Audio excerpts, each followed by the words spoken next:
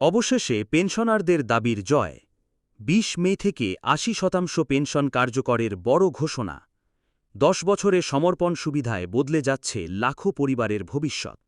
বিস্তারিত পুরো ভিডিওতে। আসসালামু আলাইকুম।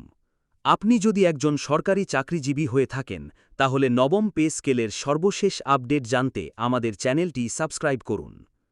দৈনিক যুগান্তর, ১১/৫/২০২৬। আসসালামু আলাইকুম। সম্মানিত সরকারি চাকরিজীবী, অবসরপ্রাপ্ত পেনশনার এবং প্রিয় দর্শকবৃন্দ, আপনাদের সবাইকে স্বাগতম। আজকের এই ভিডিওতে আমরা আলোচনা করতে যাচ্ছি এমন একটি খবর নিয়ে, যা ইতোমধ্যেই দেশের লাখো পেনশনার পরিবারের মাঝে নতুন আশার আলো জাগিয়েছে।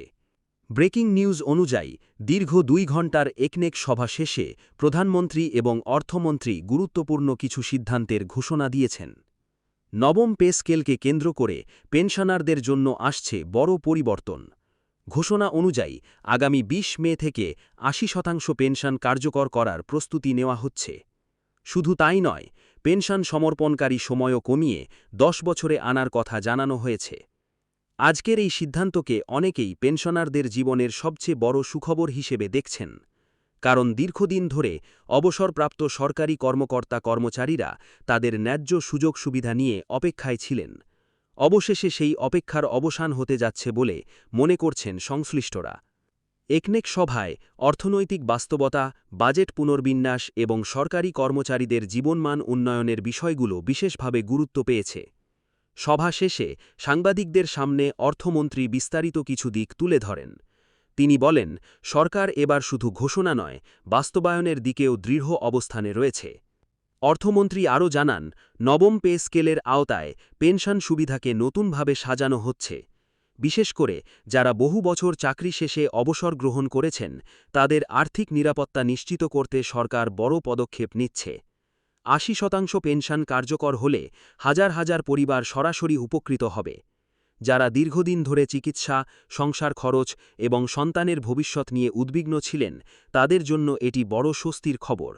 এই সিদ্ধান্ত বাস্তবায়ন হলে অনেক পরিবার নতুনভাবে ঘুরে দাঁড়াতে পারবে। সভায় আলোচনার অন্যতম গুরুত্বপূর্ণ বিষয় ছিল পেনশন সমর্পণকারী সময় কমানো। আগে যেখানে দীর্ঘ সময় অপেক্ষা করতে হতো, সেখানে এখন ১০ বছরে আনার সিদ্ধান্ত অনেকের কাছে যুগান্তকারী মনে হচ্ছে। কারণ এতে অবসরপ্রাপ্ত কর্মচারীরা দ্রুত আর্থিক সুবিধা পাবেন, দীর্ঘ প্রশাসনিক জটিলতা কমবে বলেও মনে করা হচ্ছে।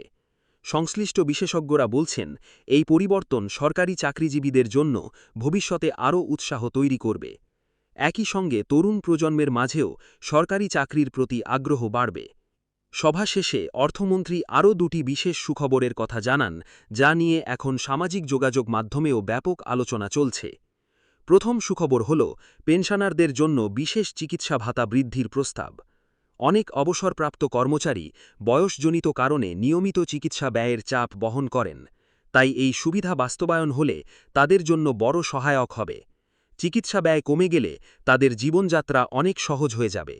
পরিবারগুলির আর্থিক চাপও কিছুটা কমে আসবে। দ্বিতীয় সুখবর হিসেবে আলোচনা হয়েছে বিশেষ উৎসব ভাতা বৃদ্ধির সম্ভাবনা। দীর্ঘদিন ধরে পেনশনাররা উৎসব ভাতা বাড়ানোর দাবি জানিয়ে আসছিলেন। সরকার সেই দাবির বিষয়টি এবার গুরুত্বের সঙ্গে বিবেচনা করছে বলে জানা গেছে। অর্থমন্ত্রী বলেন, দেশের অর্থনৈতিক সক্ষমতা বিবেচনা করে ধাপে ধাপে আরও সুযোগ সুবিধা নিশ্চিত করা হবে। এটি বাস্তবায়ন হলে পেনশনারদের মাঝে নতুন উদ্দীপনা তৈরি হবে। অনেক পরিবার উৎসবকে আরও আনন্দের সঙ্গে উদযাপন করতে পারবে। এই ঘোষণার পর দেশের বিভিন্ন সরকারি অফিস, পেনশনার সংগঠন এবং সামাজিক মহলে ইতিবাচক প্রতিক্রিয়া দেখা গেছে। অনেকেই মনে করছেন, এটি শুধু একটি অর্থনৈতিক সিদ্ধান্ত নয়, বরং লাখো পরিবারের প্রতি সরকারের দায়বদ্ধতার প্রতিফলন। যারা জীবনের সেরা সময় রাষ্ট্রের সেবায় ব্যয় করেছেন, তাদের জন্য সম্মানজনক জীবনের ব্যবস্থা করা অত্যন্ত গুরুত্বপূর্ণ। সরকারের এই উদ্যোগ সেই দিকেই এগিয়ে যাচ্ছে বলে অনেকে মত দিয়েছেন। বিশেষজ্ঞদের মতে, নবম পে স্কেলের এই নতুন কাঠামো বাস্তবায়িত হলে সামগ্রিক অর্থনীতিতেও ইতিবাচক প্রভাব পড়তে পারে। কারণ অবসরপ্রাপ্তদের হাতে অর্থ গেলে বাজারে অর্থের প্রবাহ বাড়বে। এতে ছোট ব্যবসা থেকে শুরু করে স্থানীয় অর্থনীতিও কিছুটা সক্রিয় হতে পারে। একই সঙ্গে সামাজিক নিরাপত্তা ব্যবস্থাও আরও শক্তিশালী হবে। অর্থনীতিবিদদের মতে, পরিকল্পিত বাস্তবায়নই এখানে সবচেয়ে গুরুত্বপূর্ণ বিষয়। সরকারি চাকরিজীবীদের মধ্যেও এই ঘোষণাকে কেন্দ্র করে নতুন প্রত্যাশা তৈরি হয়েছে। কারণ আজ পেনশনারদের জন্য যে ইতিবাচক সিদ্ধান্ত এসেছে, ভবিষ্যতে সক্রিয় চাকরিজীবীদের বেতন, ভাতা এবং অন্যান্য সুবিধাতেও পরিবর্তন আসতে পারে। নবম পে স্কেল বাস্তবায়নের মাধ্যমে সার্বিক প্রশাসনিক কাঠামো আরও শক্তিশালী হতে পারে বলে ধারণা করা হচ্ছে। এতে কর্মীদের মনোবল বাড়বে এবং কর্মদক্ষতাও উন্নত হবে। অনেক অবসরপ্রাপ্ত কর্মচারী জানিয়েছেন, তারা বহু বছর ধরে এমন একটি ঘোষণার অপেক্ষায় ছিলেন। জীবনের শেষ সময়ে আর্থিক নিরাপত্তা এবং সম্মানজনক জীবনযাপন তাদের জন্য অত্যন্ত গুরুত্বপূর্ণ। এই সিদ্ধান্ত বাস্তবায়িত হলে তারা নতুন করে আত্মবিশ্বাস ফিরে পাবেন। পরিবার ও সমাজে তাদের অবস্থান আরও শক্তিশালী হবে। এই কারণেই অনেকে আজকের ঘোষণাকে ঐতিহাসিক বলছেন। এখন সবার চোখ আগামী ২০ মের দিকে, কারণ ওই দিনই চূড়ান্ত বাস্তবায়নের বিষয়টি পরিষ্কার হয়ে যাবে বলে আশা করা হচ্ছে। সংশ্লিষ্ট দপ্তরগুলো ইতোমধ্যে প্রস্তুতি শুরু করেছে বলে বিভিন্ন সূত্রে জানা যাচ্ছে। প্রশাসনিক কার্যক্রম দ্রুত সম্পন্ন করতে বিশেষ নির্দেশনাও দেওয়া হয়েছে।